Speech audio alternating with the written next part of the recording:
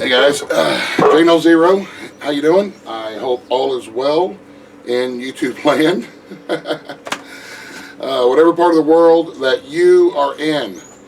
My part of the world, we are finally starting to warm up. The weather has been insane so far this spring, but we're dealing with it, and we finally have the sun, and so hopefully we can dry out a little bit and get some more things going. But this past weekend we went to the Great Appalachian Homestead Conference. I think it was a hit. It was a success. A great group of people there that they had presenting different classes and showing things. And we took our rabbits down, and we did the best we could, for me anyway. As far as I was very much out of my element. There was probably as many people at the conference as there is in the county that I live in. So I was real nervous.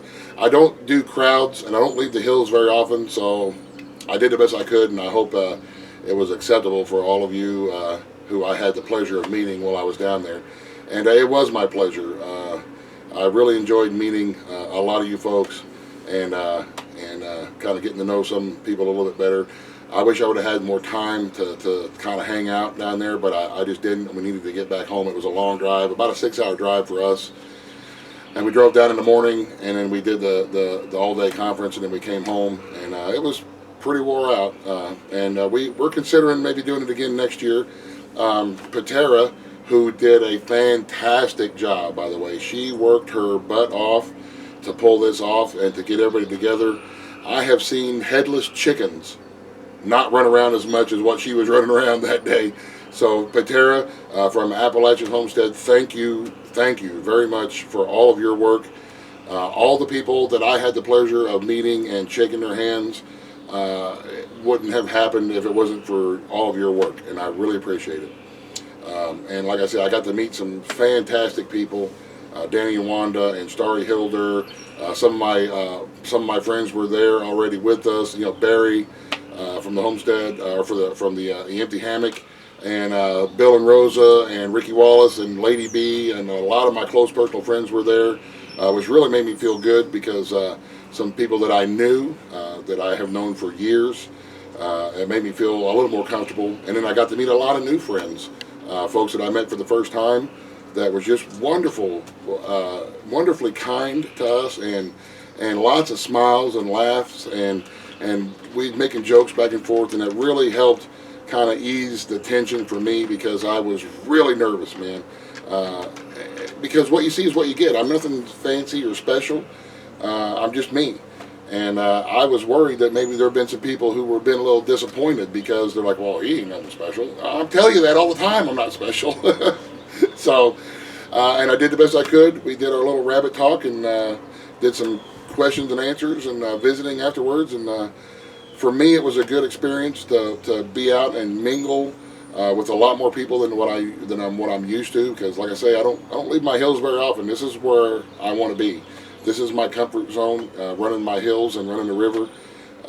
And I just don't do town and crowds all that well anymore. So, but it was a good day. It was a really good day, and it was truly my honor and my pleasure to meet all of you that I was privileged to meet while I was down there.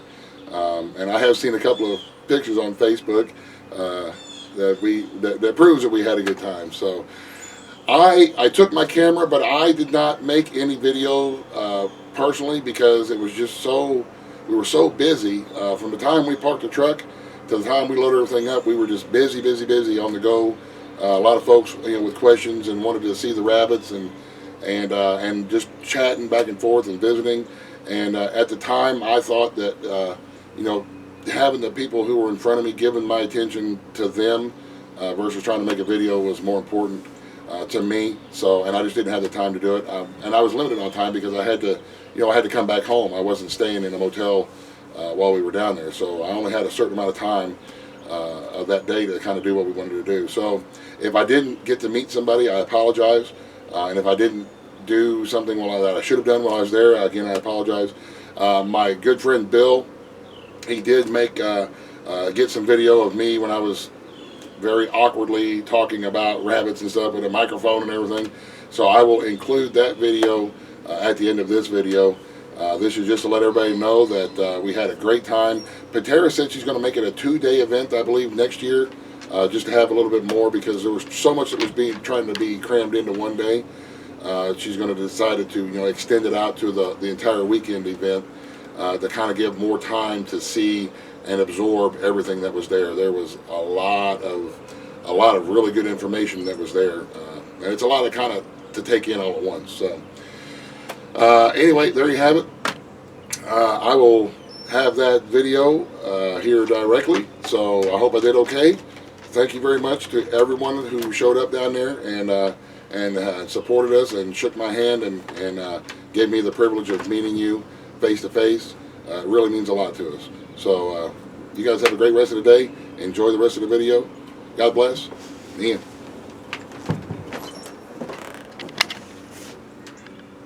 My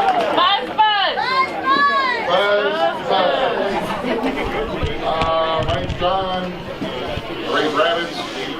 I've never done anything like this before. There's lots of people here. There's more people. I think there's more people here than there is in the county that I live in. So I'll do the best I can. I'm not like a public speaker or a rabbitologist or any of that kind of stuff. Just do. And I'm very much out of my element right now. So here we go. We raise 2 breeds of rabbits. There's all kinds of breeds. There's breeds for anything and everything that you can dream of. There's Angoras. There's got the wool that you can spin and make yarn. There's pet rabbits and shell rabbits and fancy rabbits and not so fancy rabbits. I raise New Zealand's and I raise standard Rexes and we raise mini Rexes. Our mini Rex breeds are just for show and for pets because they're pretty small. They get maximum of about 5 pounds is as big as they're going to get. New Zealand's, on the other hand, and the Rexes are our meat breeds, which we raise for meat. The Rexes we raise because we have, they got a really nice fur. And I've set up out back. Where's your way back? Back? Somewhere? If you walk around that way, I'll be the big fat guy in a gray shirt that here's some rabbits. That'd be me. And I've got a couple of furs with me that you can see the difference between New Zealand furs and Rex furs. And there's rabbits out there that you can check out. But as far as how they have benefited me over the years, and keep in mind, it took me, I don't know, a year and a half, maybe 2 years to kind of get it all figured out, to get my routine going, when I'm going to breed, how I'm going to breed, what we're going to do, and all that kind of stuff. Because my kids had, when we started, they had a bit of an issue with, the cute little cuddly bunnies, and now we're different. So, thank you. All right, this is 1 second. Everybody, what? Holy crap! That's some good coffee right there. All right, so what we did was we started getting creative with how we prepared our bunnies, rather than making it look like a rabbit. If it doesn't look like a rabbit, it tastes like chicken, according to my kids. So we would boil it and pull it off the bones and fry it into tacos and burritos. We made rabbit pot pie, rabbit dumplings, anything that you can do with a chicken, we do with rabbits. So that's, I already had a whole lot of questions on how to cook them, and the kids can kind of go. So anyway, there's that. I don't know what else I'm going to say. We do use the Rex furs. When we butcher Rex rabbits, we'll save it and tan the hides and prepare the hides, and we use those in other clothing materials that we make, hats and mittens and stuff like that. Make great linings because they got real dense fur. And our minis are show rabbits and pet rabbits, and that's, I'm not sure what I'm supposed to be talking about other than rabbits. But yes, please. If you're a total newbie beginner, the first question is why do I want rabbits? Do I want them as a pet? Do I want them as a meat breed? If you are just going to start out and you're not into or haven't previously worked any kind of furs, you're not into the fur, my choice would be probably the California or the New Zealand. They grow pretty quickly. They do get large. They're pretty docile, at least ours have been, in my experience. And it doesn't, a lot of times our New Zealand's will have really large lips, so you get kind of a big bang for your buck. We had one New Zealand doe over the course of a year produced 25 babies, and we butchered them at about a 5-pound average. So what's that, 125 pounds of meat we got on return from having one doe. We also use tractors quite a bit, which is our movable cages. If they know what tractors are, move them around. And we will have our grow outs a lot of times in the tractors. We move them around our orchard or our garden area. They eat the grass, they eat whatever they can scrounge, they fertilize with manure, and it just benefits everything, and it helps save a lot on feed through the spring and the summer and the fall. The basic newbie, I would start probably with 1, maybe 2 does and a buck, and just start breeding and see how it goes, kind of get your groove on, so to speak. Before you bring on a whole, I have seen dudes who try to bring on a whole bunch of rabbits at once. They get frustrated because they don't, they can't remember when they bred which doe, and they're not quite sure on the whole cycle and stuff like that. So start small and take your time. And I don't know, some folks get in a hurry and they want everything to happen right now. That's not something you really should do. You have one doe and one buck, breed them, watch the babies grow up, see how everything goes, and go from there. We have, occasionally we do inbreed rabbits too. We will breed them back. But when we're talking about strictly meat rabbits, I know this sounds crazy, but I'm not trying to raise rabbits that do well at jeopardy. I don't care if they're stupid rabbits. If they get great big fat rabbits, that's what I'm looking for. If they sit in their cage all day long, they'll I'm okay with it. So there's that. A lot of folks will say inbreeding, and if you inbreed too much, it will cause some issues as far as down the line problems with immune systems and so on, behavioral issues. But for the most part, if you're breeding like that, say you breed it through her cousin or back to her father a couple of times, you're not going to have that many issues. Like I said, you may not get the smartest rabbit ever, but I'm not the smartest dude ever, and I'm still okay.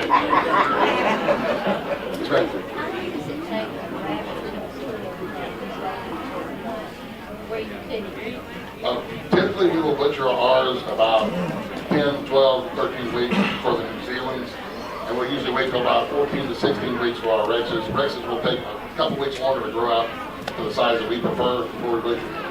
But all the way to adulthood, 6 months, 8 months, then they'll be ready to breed.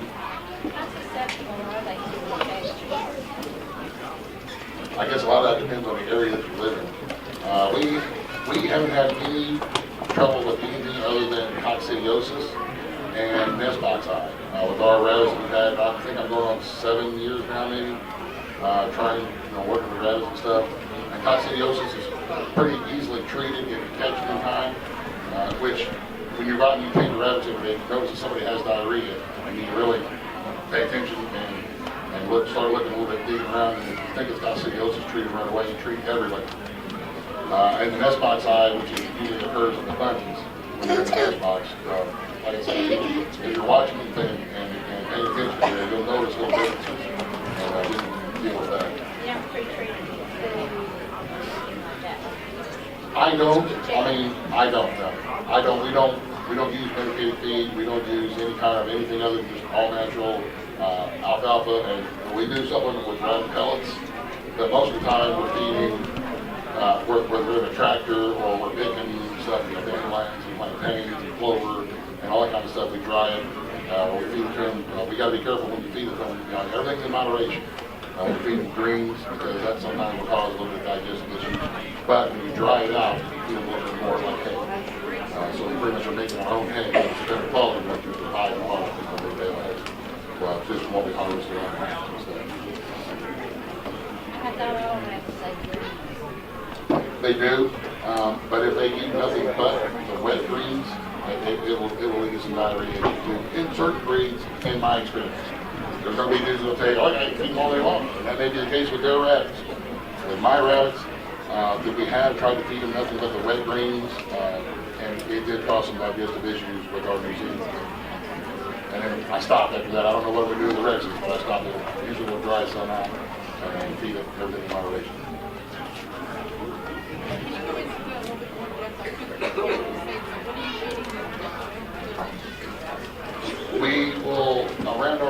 place along the fence rows. We'll pick clover, dandelions, plantains, and we'll dry those out. They'll be just laying out in the sun. We'll put them in the dehydrator. You can bundle a lot of them together, hang them upside down and let them overnight. We'll feed that kind of stuff along with our pellets. And I'd say about once a day or so, we'll walk through the yard, we'll pick dandelion flowers, clover flowers, and kind of give everybody a little treat. But that's how we look at it, more as a treat rather than a diet. And then we'll have the pellets and those that we get hay. It's just hay that we have for prevention.